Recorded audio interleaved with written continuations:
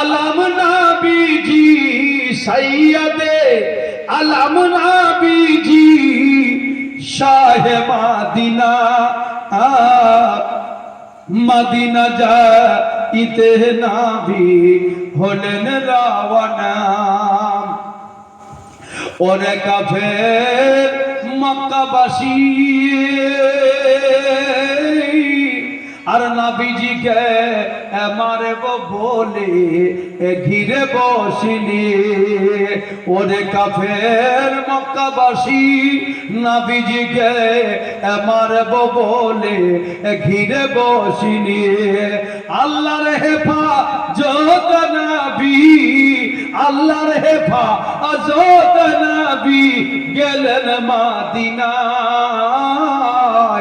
Medina যাইতে নবী হলেন রওয়ানা গো হলেন রওয়ানা। সৈয়দে আলম নবীজি সৈয়দে আলম নবীজি শাহে মদিনা আর মদিনা যাইতে নবী হলেন রওয়ানা। জানের সাথে আবু বকর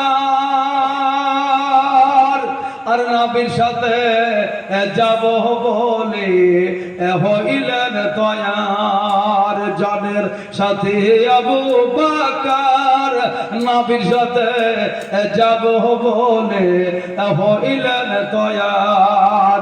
রাতারাতি চলেন নবী রাতারাতি চলেন নবী সোনার মদিনায়।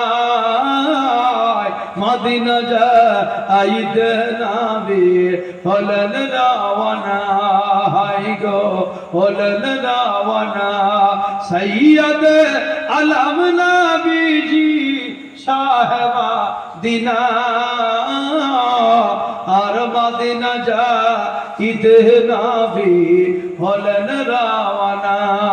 আল্লাহুম্মা সাল্লি আলাইহি না মিলে মোহাম্মদ মিলে यानी वो शाई जिसे अल्लाह मिले।